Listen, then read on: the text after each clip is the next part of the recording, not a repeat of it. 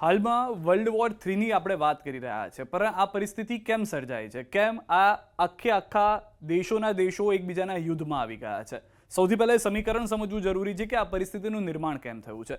આપને જણાવી દઈએ કે યુએસએ પિક્ચરમાં કેમ આવ્યું છે. ઇઝરાયલ કે જે ઈરાન સાથે યુદ્ધમાં હતું, ઈરાનને ઓચિંતું શું થયું કે સાઉદી દેશો પર તેઓએ હુમલો કરી દીધો છે, અને તેને લઈને સાઉદી દેશો પર નહીં પરંતુ ત્યાં આગળ જે અમેરિકાના જેટલા પણ જગ્યાઓ છે, અમેરિકાના જે એરફોર્સ બેઝ છે અથવા તો નેવી બેઝ છે, એના ઉપર હુમલો કરવામાં આવી રહ્યો છે. આવું કેમ થઈ રહ્યું છે?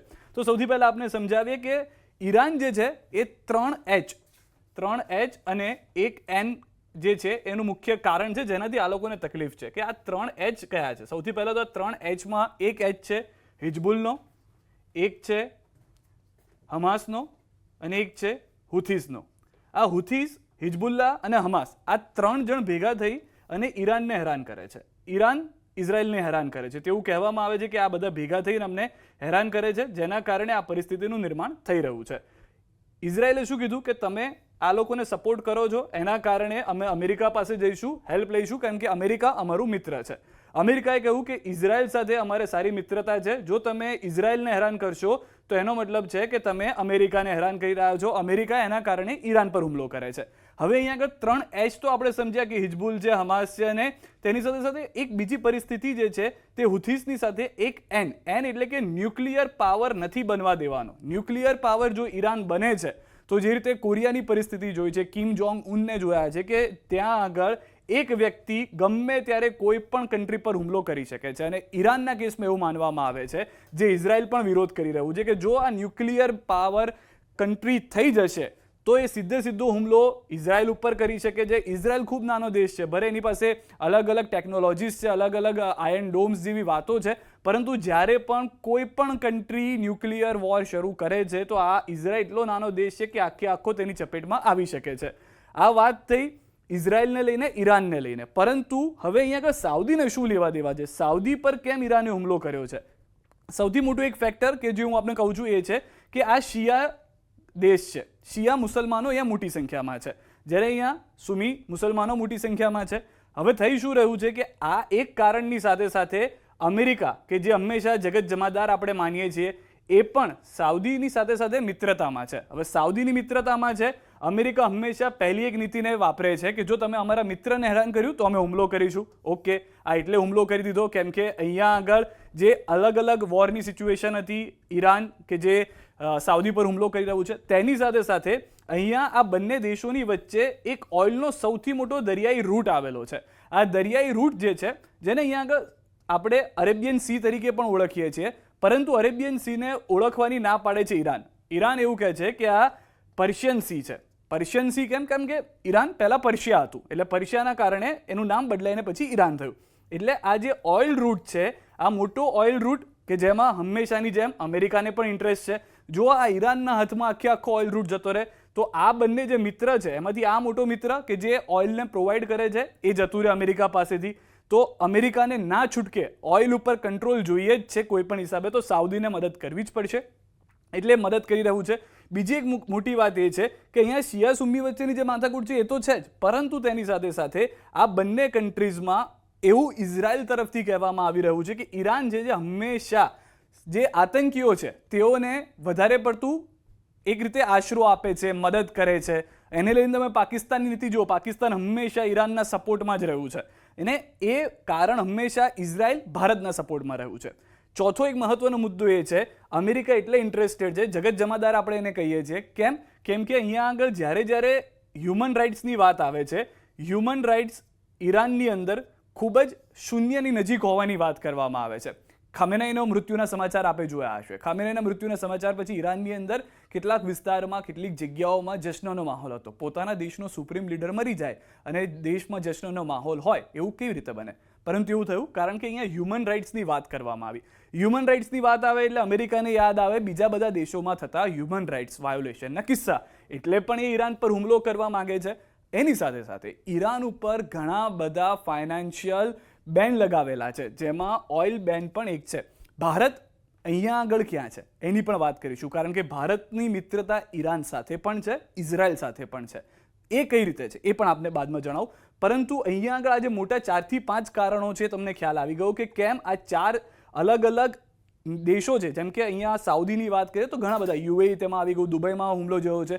દુબઈને જે સેફ હેવન માનવામાં આવતું હતું, કે જે દુનિયાની સૌથી સુરક્ષિત દેશ હતો, ત્યાં આગળ હુમલો થયો છે. એર ડિફેન્સ સિસ્ટમ, ક્યારે દુબઈએ વિચાર્યું પણ નહીં હોય કે તેના પર હુમલો થશે, અને તેને તો ખબર હતું કે મારો મિત્ર યુએસએ છે, મને વાંધો નહીં આવે. પરંતુ જે રીતના હુમલા થયા, ત્યાંની મોટી મોટી હોટલો પર હુમલા થયા છે, ત્યાંના કેટલાક એવા વિસ્તારો છે કે જ્યાં હુમલા થયા છે, સોશિયલ મીડિયામાં તેના વિડીયોઝ પણ જોવા મળ્યા છે, અને આપને પણ ખ્યાલ છે કેટલાક આપણા ગુજરાતી ભાઈ બહેનો પણ ત્યાં રહે છે. હવે અહીંયા આગળ પરિસ્થિતિ એ થઈ ગઈ કે જે દેશો ઇઝરાયલની વિરુદ્ધમાં વિચારતા હતા કે ભાઈ ઇઝરાયલ ખોટું ઈરાનને હેરાન કરી રહ્યું છે, અથવા યુએસએ ખોટું ઈરાનને હેરાન કરી રહ્યું છે, ઈરાને આજે હુમલો કર્યો, એના પછી ઘણા બધા દેશો જે છે તે ઇઝરાયલની મિત્રતામાં આવી ગયા છે, યુએસએની મિત્રતામાં આવી ગયા છે, અને સાઉદી એવા દેશો છે જેમાં પાકિસ્તાન પણ મિત્રતામાં છે. આપને ખ્યાલ હશે કે કેટલાક ડિફેન્સને લઈને કરાર પણ પાકિસ્તાને કર્યા હતા સાઉદી સાથે.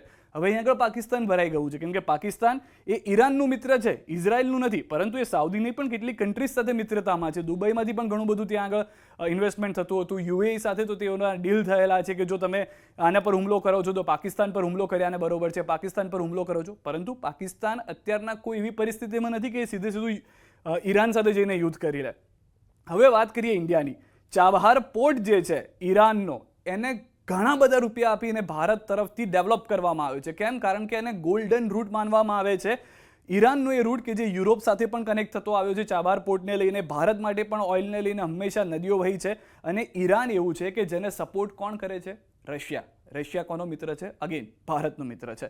તો આખું જે વર્લ્ડ એક રીતે સામસામે આવી ગયું છે. પરંતુ ભારત અહીંયા આગળ અત્યાર પ્રમાણેની પરિસ્થિતિમાં આપ જુઓ તો સૌથી સેફ કન્ટ્રી છે. કેમ? કેમ કે ઇઝરાયલ હંમેશા, આપે જોયું છે પ્રધાનમંત્રી ગયા ઇઝરાયલ, ઘણી બધી તર્ક વિતર્ક શરૂ થયા કે પ્રધાનમંત્રી સાથે વાતચીત થઈ ગઈ હશે, ઇઝરાયલ આ રીતે હુમલો કરવાનો છે.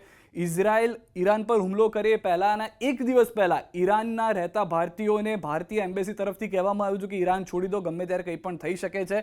પ્રધાનમંત્રી નરેન્દ્ર મોદી ભારત પાછા આવે છે, એક દિવસનો પણ સમય પૂર્ણ નથી થતો, 24 કલાક પૂરા નથી થતા, અને ત્રણ આ દેશો જે છે તે હુમલા એકબીજા પર શરૂ કરી દે છે, યુદ્ધ શરૂ કરી દે છે.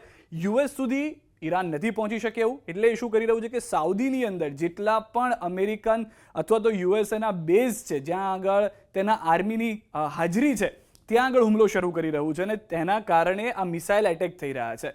હવે ભારત કે જેના પર ઈરાન ક્યારેય હુમલો કરવાનું નહીં વિચારે, કેમ કે બહુ સારો મિત્ર છે, ભારત ઘણું બધું ઇન્વેસ્ટ કરી રહ્યો છે. બીજી તરફ ઇઝરાયલ જે છે તે હંમેશા ભારતના સપોર્ટમાં જ રહેશે, કેમ કે ત્યાં પણ કોઈ તકલીફ નથી. હંમેશા કહેતું આવ્યું છે કે યહૂદીઓના ભાઈ કોઈ હોય તો તે ભારતીયો છે. બીજી તરફ યુએસએ કે જે અત્યારના ટ્રમ્પની લીડરશિપમાં જઈ રહ્યું છે, જે કંઈ પણ કરી શકે છે, પરંતુ ભારત પર કોઈ પણ દેશ, ત્યાંના મિત્રો પણ હુમલો કરવાનું નહીં વિચારે. સાઉદી સાથે પણ ભારતના ખૂબ જ સારા સંબંધ છે, એટલે કે ભારતને ત્યાં પણ કોઈ તકલીફ નથી. જે ઈરાનને બેક કરી રહ્યું છે એ છે રશિયા, તો રશિયા પણ ભારત સાથે મિત્રતામાં છે, એટલે ત્યાં પણ કોઈ ભારત પર હુમલો કરી શકે એવું નથી. અહીંયા સૌથી વધારે મહત્વની વાત એ છે કે આ બધા જે દેશોની અંદરની લડાઈ થઈ રહી છે, ભારત પર તેની અસર ચોક્કસથી થશે. ભલે લડાઈ નથી થવાની, પરંતુ સોના ચાંદીના ભાવ પર તેની અસર જોવા મળશે. શક્યતાઓ છે કે તેલના ભાવ પર, કેમ કે ઓઇલ જેથી આવતું હતું, એ બે મોટી કન્ટ્રીઝ એવી છે કે સાઉદીઝની કન્ટ્રીઝ છે, ઈરાન કન્ટ્રી છે કે જ્યાંથી તેલ આવતું હતું. રશિયા સાથે થોડી તકલીફ ચાલી રહી છે, હજી એટલી પરિસ્થિતિ સારી નથી થઈ કે બીજે કોઈ દેશ જે છે તે તેલ આપી શકે, તો તેલના ભાવ પર તેની અસર થઈ શકે છે, અને સ્વાભાવિક રીતે શેર માર્કેટ પર પણ અસર થશે, કારણ કે કેટલાક બધા ઇન્વેસ્ટર્સ એવા છે કે જે આ બંને કન્ટ્રીઝ સાથે કામ કરી રહ્યા છે, ઇઝરાયલ સાથે કામ કરી રહ્યા છે, અને જ્યારે યુએસ પણ તેની અંદર ઇન્વોલ્વ થઈને કામ કરતું હોય છે, ત્યારે વૈશ્વિક માર્કેટ પર તેની અસર થતી હોય છે. તો આ મુખ્ય કારણો છે કે આ યુદ્ધ થઈ રહ્યું છે. જે આપ સમજ્યા હશો, હાઇલાઇટ જે છે એ પ્રમાણે એ છે કે હંમેશા ઈચ્છતું આવ્યું છે ઈરાન ક્યારે ન્યુક્લિયર પાવર ન બને. યુએસએ અને ઇઝરાયલ સાથે સાથે જે 3H જે છે તે પણ હેરાન હવે કરતું ઓછું થઈ જાય અથવા બંધ થઈ જાય. ખમેનાઈનું મૃત્યુ થઈ ચૂક્યું છે, સત્તાવાર રીતે ઈરાનિયન જે મીડિયા ન્યૂઝ છે તેના તરફથી કહેવામાં આવ્યું છે. સાઉદી જે છે તે હવે સ્વાભાવિક રીતે ઈરાન તરફ ક્યારે પણ જોશે નહીં, જે રીતે શિયા સુન્નીનો મામલો એક હતો પહેલેથી, હવે ઈરાને જ્યારે સીધો હુમલો કરી દીધો છે તો તેની પાસે મિત્રતામાં યુએસએ જ બચ્યું છે. તો આ મુખ્ય કારણ જે છે તે જોવામાં આવી રહ્યા છે, અને યુદ્ધના કારણમાં હવે શું પરિસ્થિતિ થાય છે તે પણ એ જોવું રહેશે કે અન્ય કોઈ દેશ, કેમ કે ફ્રાન્સ છે, ઇટલી છે, એ બધા દેશનું શું છે. કેમ કે બોર્ડ ઓફ પીસ બનાવવામાં આવ્યું હતું ટ્રમ્પ તરફથી, કે જેને એવું કહેવામાં હતું કે યુએનનું સેકન્ડ પાર્ટ છે, પરંતુ એવી કોઈ પરિસ્થિતિ હવે જોવા નથી મળી રહી. બોર્ડ ઓફ પીસની વોર જે છે તે જોવા મળી રહી છે.